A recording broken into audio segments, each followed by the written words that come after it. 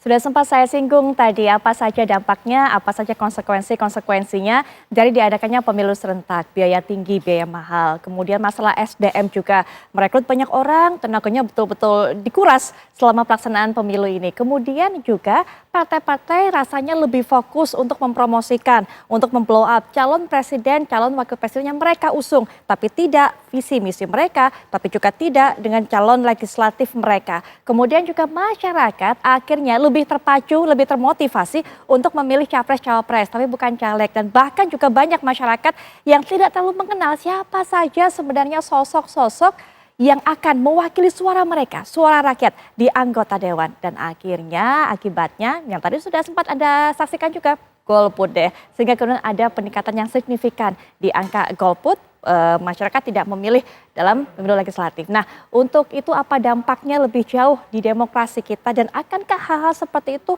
terulang kembali? Kita akan dengarkan bagaimana pandangan dari pengamat politik Mas Henry Satrio. Assalamualaikum warahmatullahi wabarakatuh. Waalaikumsalam warahmatullahi wabarakatuh, Mbak Putri. Sehat Baik, ya? Alhamdulillah sehat. Alhamdulillah. Selain Mas Henry Satrio juga sudah hadir bersama saya Mas Nyarwi Ahmad yang juga akan memberikan pandangannya selaku pengamat komunikasi politik juga. Assalamualaikum warahmatullahi wabarakatuh. Salam, Mas Nyarwi, Putri. gimana kabarnya Mas Nyarwi? Sehat juga? Alhamdulillah sehat, Putri. Baik, Mas Henry dan juga Mas Nyarwi menemani saya di studio tapi juga sudah hadir secara virtual tentunya untuk bisa memberikan pandangannya juga kepada kita dari Perludem Mbak Titi Anggraini. Assalamualaikum warahmatullahi wabarakatuh. Selamat malam. Merupakan anggota Dewan Pembina Perludem Mbak Titi Anggraini.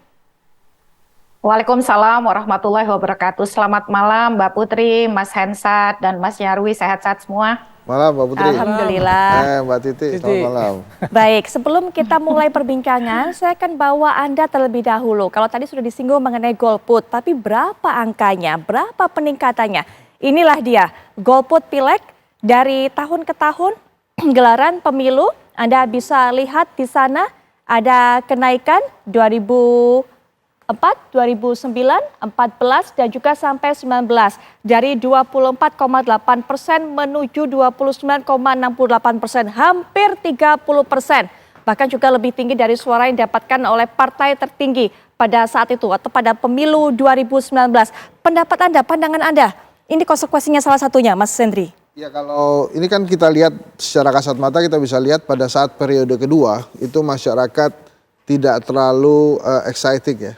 Tidak terlalu antusias dalam menyalurkan pilihannya gitu ya dibandingkan dengan pada saat periode pertama. Karena memang kalau periode pertama kan panggung kosong. Jadi seru nih. Keinginan masyarakat untuk memilih pemimpin yang baru tuh tinggi. Dan level untuk berubah ke arah yang lebih baik juga tinggi gitu. Sementara kalau pada saat periode kedua atau putaran kedua, periode kedua lah ya kita sebutnya, itu kan petahana ikut biasanya. Yeah. Nah rakyat nih, ini yang menang udah pasti petahana nih kalau gitu nih. Gitu ya, karena di beberapa pemilu, kecuali tahun 2004 ya, itu petahana menang terus tuh. 2009 kan Pak SBY menang. Kemudian 2019 juga Pak Jokowi menang. Jadi pada saat ada petahana yang ikut, keinginan masyarakat untuk memberikan suara tuh agak kecil. Karena entah percaya atau tidak terhadap kejujuran dari pelaku atau penyelenggara pemilu, atau memang masyarakat ini sudah melihat biasanya kalau petahana ini susah dikalahkan. Kalau nggak kalahnya KO banget gitu ya, susah dikalahkan. Kalau cuma menang-menang angka aja nih si calon lawannya nih mudah lah dikalahkan itu oleh si petahana. Maka kita lihat dari datanya itu terjadinya begitu tuh. Baik, itu golput untuk calon legislatif. Kemudian untuk pilpresnya atau memilih presidennya justru ada penurunan. Artinya sebenarnya dalam pemilu serentak ini orang lebih ke-trigger, lebih termotivasi untuk milih presidennya, untuk terlibat daripada milih kemudian anggota legislatifnya. Iya, kalau memang pemilihan presiden dengan pemilihan anggota legislatif beda tuh. Parpol tuh beda dengan presiden. Orang memang lebih senang pilih presiden karena memang ada peran media juga di sini lebih sering untuk melakukan kampanye tentang presiden, dan acara atau menuju ke RI1 itu kan berkali-kali diselenggarakan oleh KPU ya. Debat terbuka itu ya. Ada debat terbuka, kemudian si calon-calonnya ini lebih ke person gitu ya. Sementara kalau partai politik kan orangnya banyak dan yang divisualkan itu biasanya kalau nggak ketum logo partainya. Jadi otomatis lebih rumit di dalam pileg dibandingkan pilpres, sehingga orang tuh lebih exciting pilih si pilpresnya. Makanya ada harapan dari partai-partai politik itu untuk mendapatkan efek ekor jas ya dari si calon-calon presiden yang didukung. Sayangnya memang tidak terlalu sering juga nih efek ekor jas berpengaruh ke setiap partai. Biasanya partai-partai tertentu saja dan tergantung dari periodenya. Misalnya PDI Perjuangan ya yang mengusung Pak Jokowi gitu ya. Itu di periode pertama, artinya periode pertama presiden itu bisa 4%-an. Tapi begitu periode kedua, kotel efeknya Pak Jokowi untuk PDI Perjuangan hanya 0,38%. Nah, memang ada beberapa partai politik yang mendapatkan kotel efek langsung, misalnya Gerindra. Karena Pak Prabowo-nya presiden, wakil presidennya juga dari Gerindra, maka otomatis dia naik. Tapi kalau hanya mendukung saja, tidak mengusung, itu biasanya kurang terasa juga. Kurang terasa. Betul. Kecuali waktu itu misalnya kayak Nasdem. Nasdem kan ngusung Pak Jokowi dari pertama. Itu terasa tuh, dari awal dia udah jualan Pak Jokowi. Jadi pada saat pileg terasa ininya terasa efeknya. Nah, memang sih si partai politik ini berusaha untuk meningkatkan elektabilitas dia gitu ya. Macam-macam caranya. Bisa undang orang terkenal sebagai caleg gitu ya, ada artis jadi caleg, tapi yang harus diwaspadai oleh semua partai politik, jangan sampai gara-gara ingin mengejar elektabilitas mereka hanya menjadikan atau mengubah partai politik yang penuh idealisme ini harusnya ada ideologis yang diperjualkan hanya menjadi sekedar organisasi pengumpul suara. Nah, kalau cuma jadi organisasi pengumpul suara, akhirnya strateginya strategi pragmatis tuh.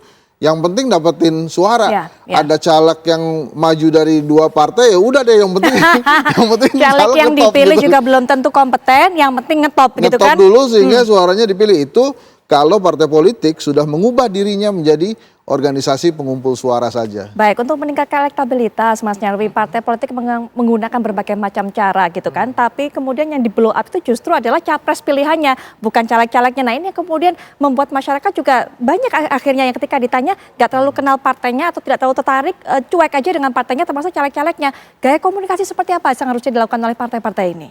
Ya, yang kita lihat ya Putri, sebenarnya ada overall ya, ada peningkatan lah ya. Adaptasi model komunikasi maupun marketing politik partai. Tetapi saya lihat ini nggak maksimal ya, tidak disusun dengan strategi yang bagus lah ya. Selain tentu ada arena yang berbeda antara arena sosok kandidat misalnya capres itu sendiri dengan juga arena partai politik kan gitu. Nah ini saya bahas satu-satu ya. Begini, idealnya gitu contoh ya, partai itu kan dia berhadapan dengan pasar politik juga, pemilih kan gitu. Nah, institusi yang dipasarkan itu kan institusi partai politik tentu saja ya. Nah, kalau institusi partai politik sederhana saja, dia brandingnya apa misalnya? Ideologi itu bagian dari itu, tetapi tentu saja ideologi kan kadang abstrak ya, susah dijelaskan susah ditangkap oleh masyarakat biasa. Nah, belum lagi kalau kita lihat skala diferensiasi ideologi partai kita itu rata-rata kan antara nasionalis gitu kira-kira atau yang kedua religius. Tetapi kalau kita lihat dalam peta besar dengan jumlah partai yang banyak, diferensiasinya kan nggak kelihatan, sulit sekali. Ya belum lagi kalau kita lihat misalnya seperti apa identitas khusus ya atau katakanlah orientasi dari misalnya platform partai ini partai jenis apa, mau yang diperjuangkan apa kan gitu.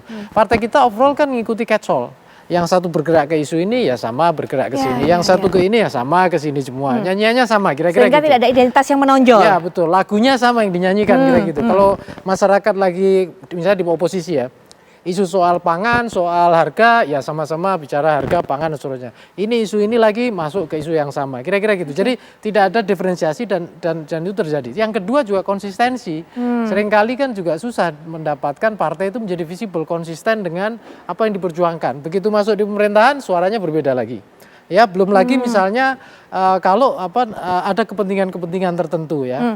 Nah yang ketiga, ketua umum partai politik itu seringkali juga tidak menjalankan branding maupun proses marketing politik yang sejalan dengan penguatan marketing politik partai itu sendiri. Seperti apa maksudnya, Mas Ya, Nyarwi? misalnya begini, proses pemilihan ketua umum partai itu kan idealnya juga selaras dengan branding partai. Partai ini partai A brandnya misalnya. Maka dibutuhkan di era tertentu itu model ketua umum seperti ini. Nah, ini membutuhkan demokrasi internal partai yang bekerja. Nah, demokrasi ini seringkali juga kurang maksimal sehingga partai kita malah sebaliknya, kadang partainya nggak visible tergantung pada tokoh. Ya, tokoh-tokoh tertentu ya di partai-partai yang saya lihat ketergantungan pada tokoh itu tinggi. Maka saya beberapa kali itu kan mengatakan ya, partai kita ini tumbuhnya bukan dari atas rata-rata, tapi dari bawah, tapi dari atas. Ya, ada tokoh mendirikan partai atau tokoh tertentu yang sudah sangat kuat, yang itu menjadi masa depan atau nyawa dari perkembangan partai ya, bukan dari bagaimana partai sebagai organisasi ya, dari rakyat untuk mengorganisir dirinya, kemudian menjadi instrumen demokrasi. Nah, akibatnya kan sering partai ini hanya sekedar dianggap instrumen untuk berdemokrasi saja, atau bahkan lebih tragis lagi pengepul suara. Ya, dalam proses pemilu. Nah, akibatnya panjang, Putri. Salah satunya trust kepada partai politik. Dalam banyak survei misalnya, termasuk saya itu IPS pernah bikin survei juga, itu trust ke partai mungkin Bung Henry sama, itu rata-rata hanya 45, 53 maksimal ya.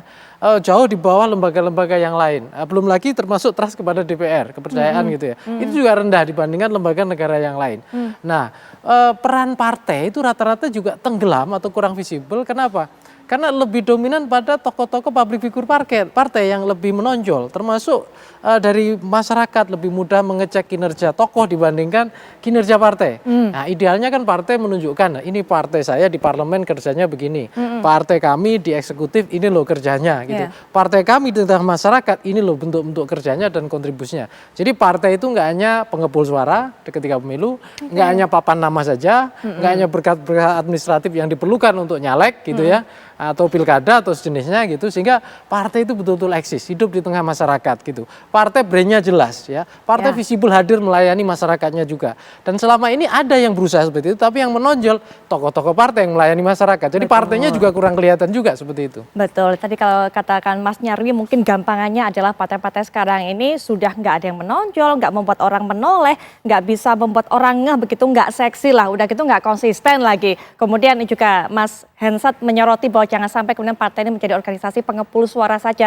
Yang penting suaranya dapat banyak dari masyarakat. Entah siapa kemudian yang maju sebagai calegnya tutup mata, tapi yang pasti suara masyarakat banyak. Nah, itu juga jangan sampai terjadi. Mbak Titi mungkin juga punya concern mengenai hal ini, Mbak Titi. Iya, secara alamiah, Mbak Putri, memang kalau pemilu legislatif dibarengkan dengan pemilu presiden, maka pemilu yang menampilkan figur itu akan lebih menarik perhatian. Jadi kalau ada pemilu yang jumlah kontestannya sedikit, maka dia akan lebih mendominasi daripada pemilu yang jumlah kontestannya banyak. Dalam hal ini pemilu legislatif itu kan tidak bisa hanya dilihat partai, tetapi juga ada kandidat. Nah, sementara kandidat itu banyak ratusan. Sementara kalau calon presiden, wakil presiden itu kan sejak 2014 hanya 2 pasangan calon.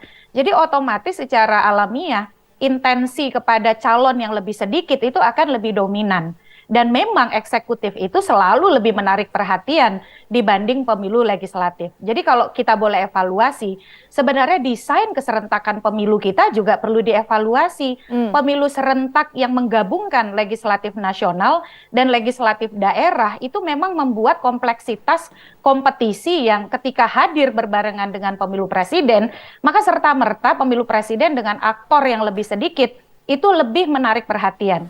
Makanya di sejumlah negara ya, keserentakan pemilu itu tidak digabungkan antara legislatif nasional dengan legislatif daerah ketika mereka menggabungkan pula pemilu legislatifnya dengan pemilu presiden.